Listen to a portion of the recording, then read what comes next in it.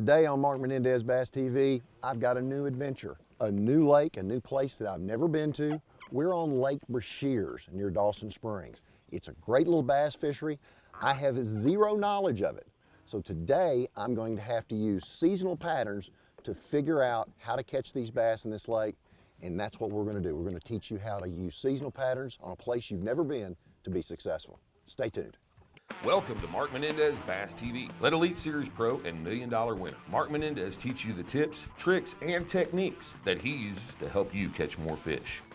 This episode of Mark Menendez Bass TV is brought to you by Skeeter Boats, also in part by Lew's, Strike King Lures, Rapid Fishing Solutions, New Pro Products, and DieSafe.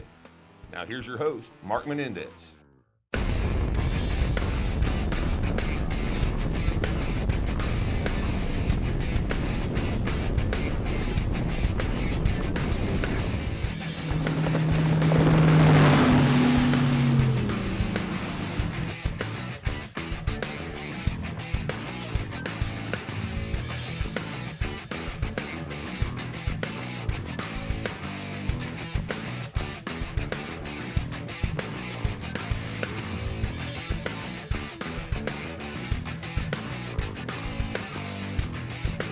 There he is. Oh, he's a hot one. All right, come up here, big dog. Big dog. Right there's a keeper bass from Beshear. They have to be 12 inches here. That's a little keeper. He smoked that swim jig. Look how pretty that little fish is. That's a chunk for a little old bass. All right, there's number one. That's the first key. He was sitting right on that outside edge of the grass line. Let's see if we can't get his big brother now. Smoked it. I mean, he thumped it.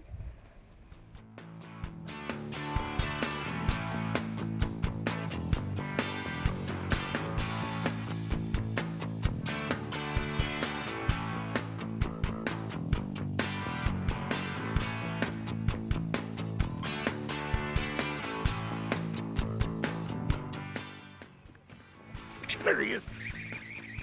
Oh, that was a pretty bite. He just rolled up on it. Ooh, hot shot. Get with it there, Junior. Look at that. There's a better bass. There's a better bass. We may be on to something here now. Nice little fish. Tell you what, he came right from that outside piece of grass right there. That's number two. How about that? We're on to something here. He was right on that outside piece of grass right there. Right there on that outside piece of grass. You can see a long patch of this grass. And you see the irregular features coming up. I've got a bush that breaks up the grass. I got a piece of wood. Then I've got 2 points of grass. Those 2 points of grass, that's where I feel like I'm going to get my bite. That's an ambush point that fish can either turn and feed inward, or he can sit there and wait for something to come by, be in the cover, and come out there and smoke whatever comes by. That's the kind of thing I'm trying to target, that little irregular feature right across the face of that point.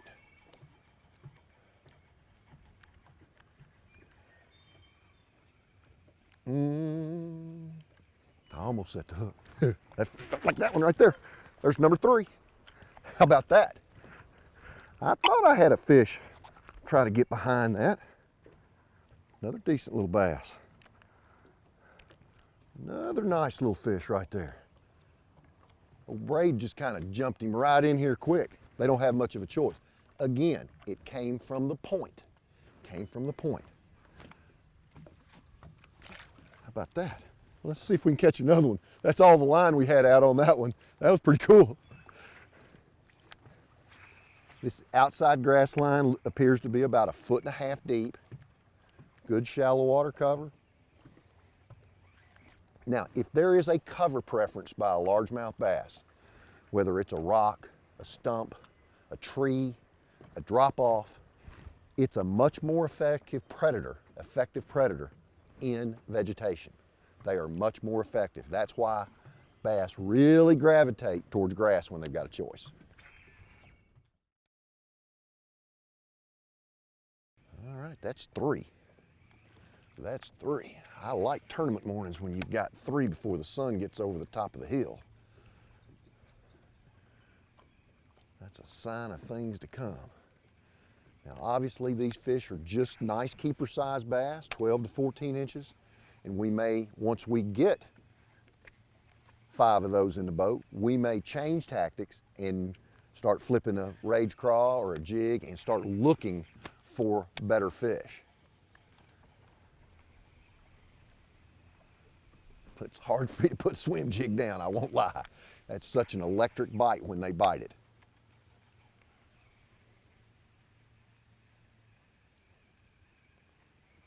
But all I'm doing is casting it, letting it go down, and just winding it back, not putting a lot of action into it. The rage craw's doing all the work for me. That's what's cool. Now what's going to be interesting is we're in a summertime pattern. It's summer. Are our bites going to come from the main lake, or are we going to get any bites back in here, back off the main lake? That's what's going to be an interesting thing to try to figure out with the swim jig. I think most of our bites will come on the main lake proper instead of in pockets and things like that. That's what I think.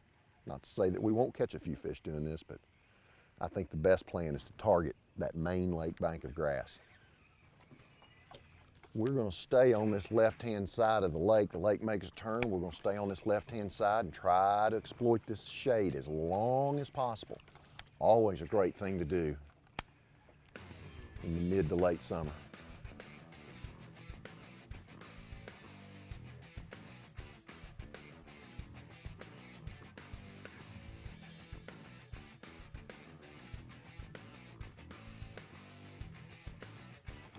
Still looking for that irregular feature in that grass. That's where I'm really going to try to concentrate keeping that jig.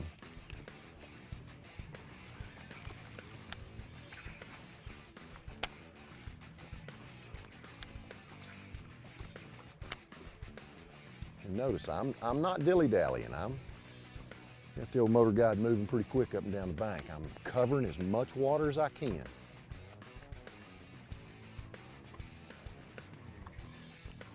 We'll run across a good one doing this sometime today, I promise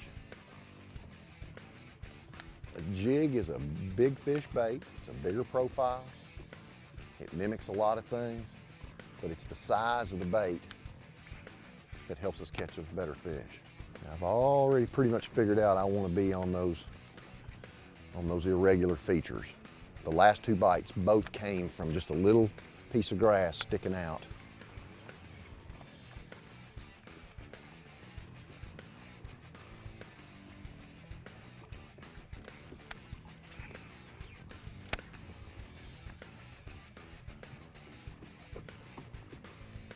There's another little point of that stuff right there.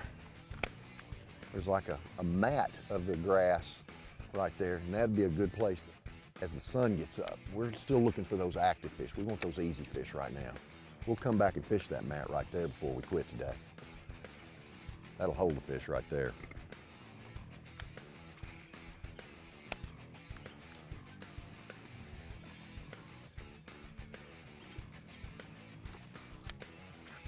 And as the sun gets up, these fish will retreat further and further back into that cover, and we'll go after them.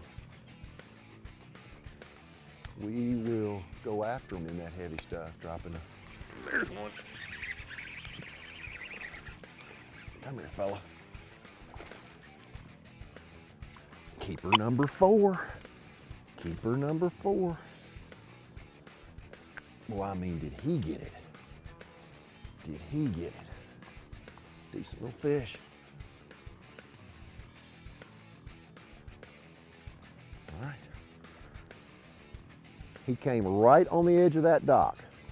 Right there with the grass, right on the edge of that dock. That fish is 15 or 20 minutes from heading back there and spending the rest of his day under that dock.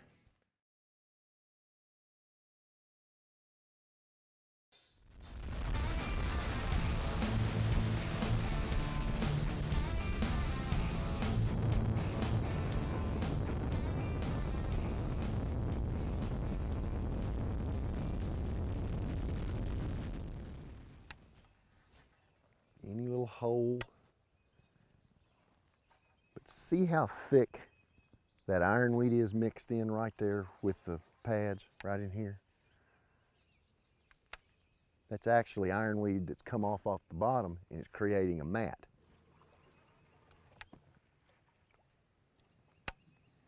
Just going to drop it right in his head and get a reaction bite out of one.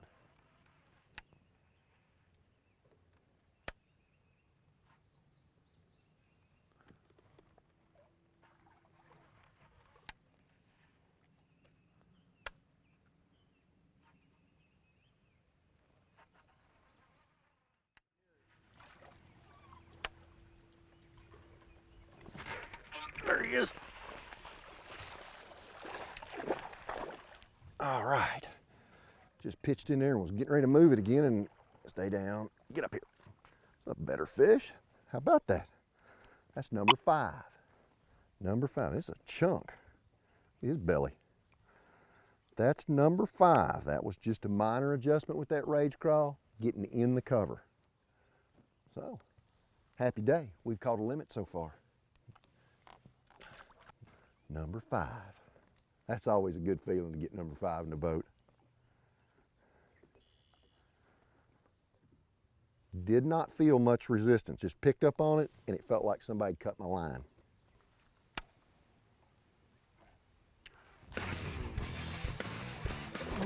There's Peanut, little guy. Now he was streaking with it. He was gone. Pitched in there, and I looked up, and shoo, he was headed to deep water. Now that is a sign most of the time of other fish in the area. That little fella found him a peanut butter and jelly sandwich, and he was going to get it away from his big brother.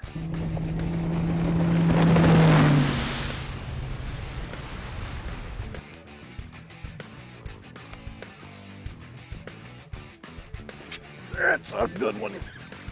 That was pretty. Looky there, looky there. That's what that shade will do for you.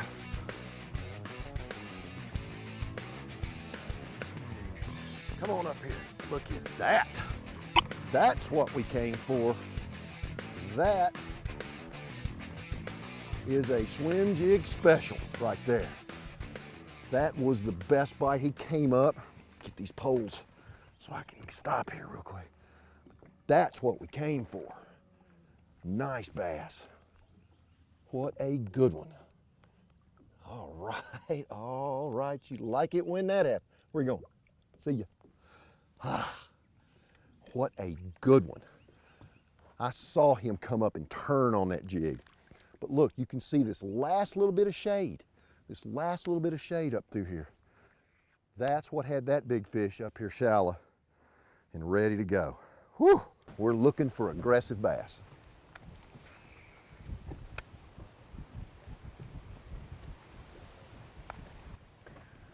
You can really see on this angle that I'm casting to right here, you can see this outer scattered grass, then you can see the line in which it starts to get thicker, then you can see the thickest.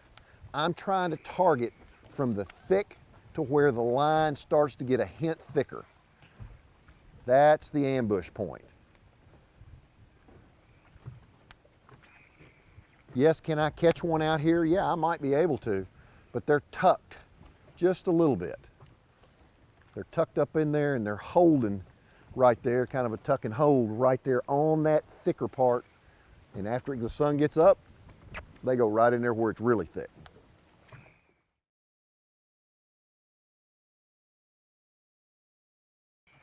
We got shade and grass, that's what we want.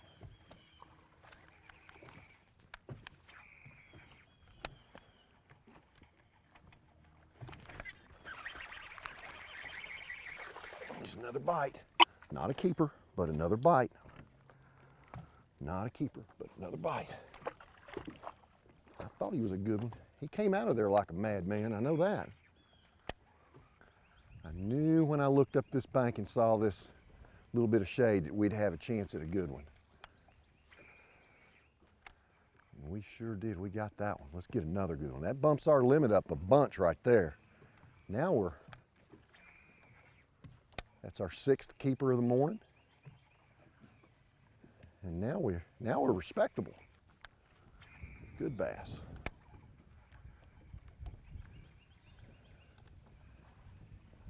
Right there in that outer fringe where fish could be mobile and agile. Got minnows popping in here.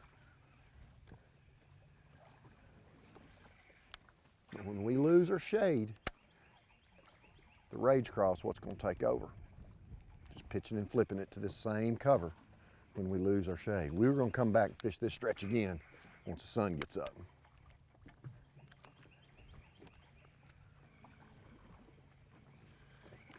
Oh, that was a pretty bite. It's just like it was in slow motion. I could see the fish just roll on it. See how pretty that is, that grass up there? Look at that big point of grass up there ahead of us. Perfect. Got a point in the wind. We may be on them. We don't know yet, but we're going to keep this moving. See, that fish was kind of towards a main point there too.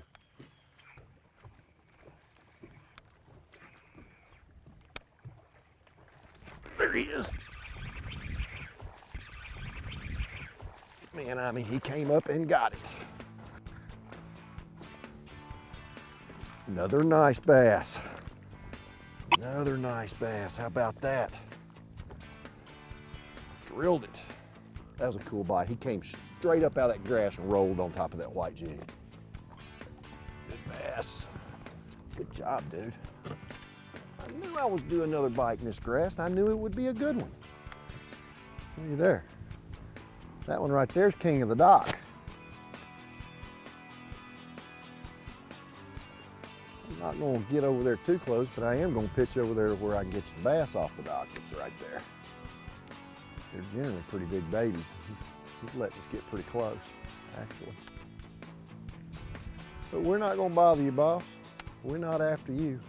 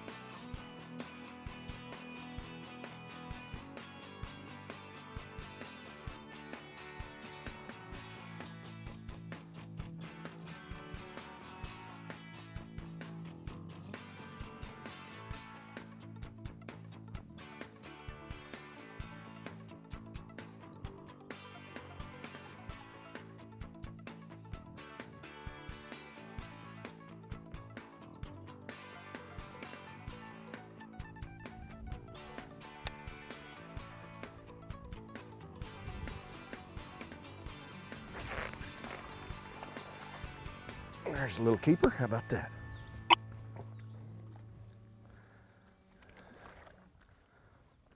Come here, dude. Turn around.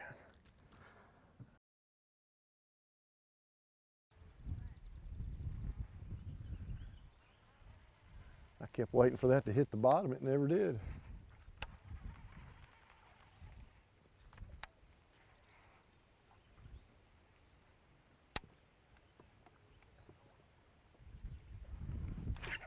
Oh, yeah.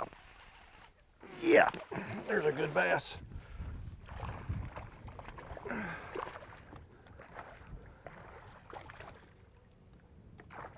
That one hit it, and there's probably another fish there. There's a nice bass. How about that? All right, rage craw bass. Rage craw bass. I mean, I picked up and he was trucking with it. Trucking. That's a good looking fish right there. That's another color for the total. That's a good one.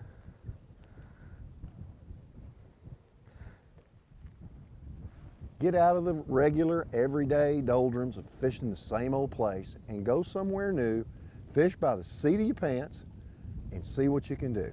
That's what we've done today. We have fished on instinct and gut, taken what the weather gave us with wind, the primary covers being the grass and the docks, and we've had a pretty darn good day.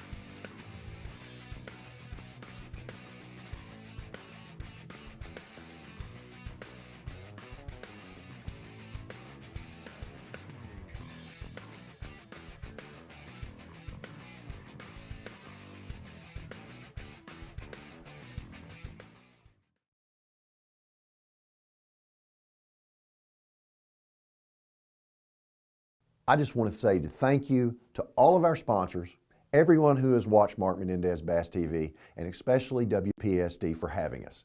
We've had a great time this season bringing it to you, and stay tuned. We're coming back for more. Season 2 is just around the corner, and we're going to have bigger and better episodes and big adventures for you guys to watch and enjoy. We hope you've learned something with us this year. We hope we've taught you about how to catch more fish in our area, and we're going to even take that more in depth on Season 2 of Mark Menendez Bass TV. Thank you for watching Mark Menendez Bass TV with your host, Mark Menendez, brought to you by Skeeter Boats.